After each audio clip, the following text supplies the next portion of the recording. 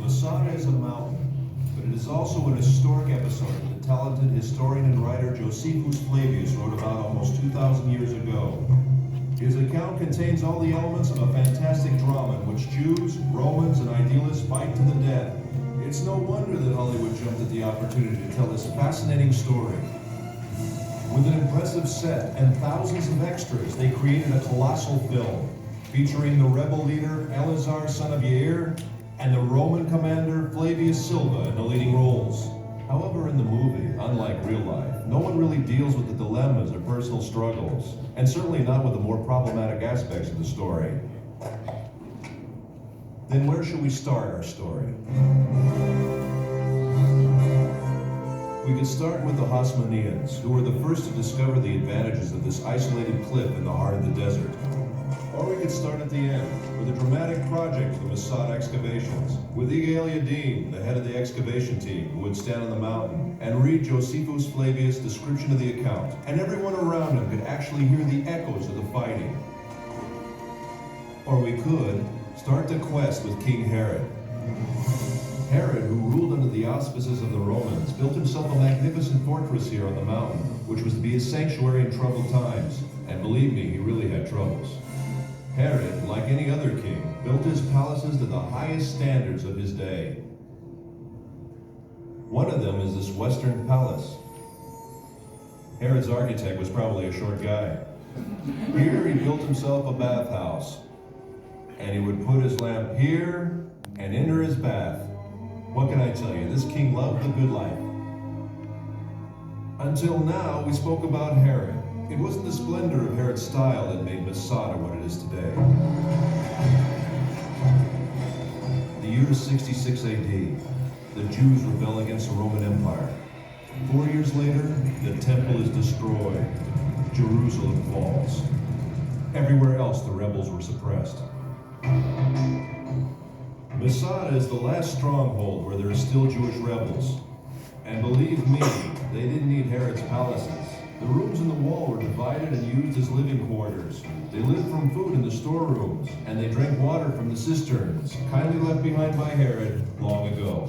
Right from the beginning of the excavations, signs of the rebels were found elsewhere, in the palaces, in the ritual baths, and in particular in the wall.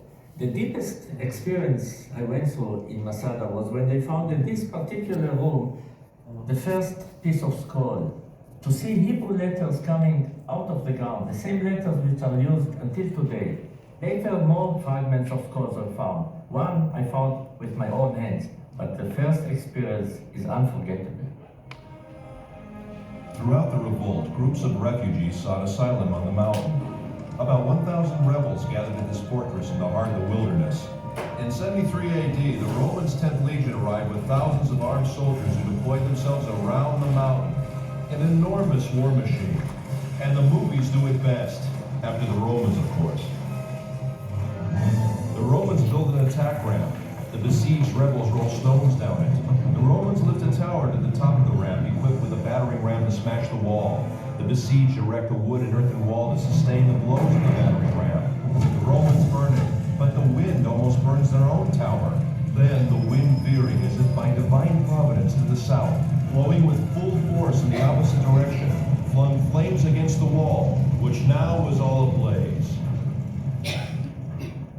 And in the evening, when the wall was burnt and breached, the Roman army returned to its camps, assured that the whole affair would be over by morning. But Eleazar had ideas of his own. This is it, the last night. My friends, we've reached the climax of the drama. However, unlike the movie, here apparently the events actually took place. And here at Mazada, men with families were forced to decide slavery or death. Eleazar had no doubts, but he had yet to convince his comrades in arms. Ladies and gentlemen, the speech of Eleazar.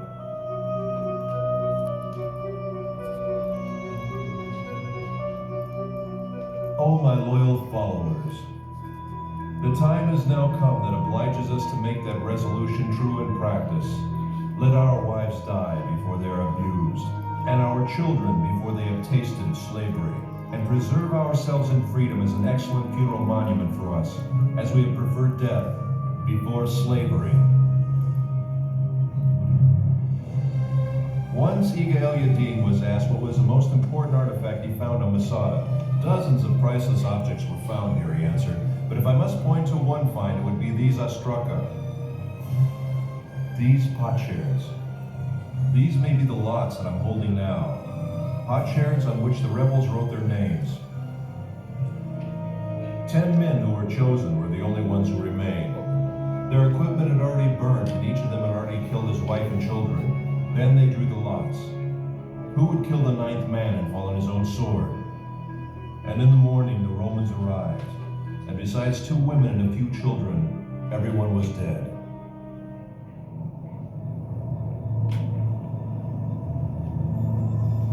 After the drama came silence. The silence was broken in the 5th century for nearly 200 years by a community of Byzantine monks. 1,200 years later, the first explorers came and rediscovered the mountain. Then the members of the youth movements, seeking a symbol of Jewish heroism, discovered Mazada and adopted the mountain. After them came the hikers and the tourists. Mazada had become a focus of pilgrimage. Professor Netzer, what do you really think about the act of courage that ended in suicide? Maybe it's the utmost courage to prefer death to a life of slavery. So it's death or freedom? Yes, death as a free man or slavery in the hands of the Romans. Which choice would you make? No matter what, Mazada has become a symbol of staunch resistance against a fierce enemy. And if it is a symbol, then perhaps this might be some kind of victory. Ladies and gentlemen, I invite you to climb the mountain.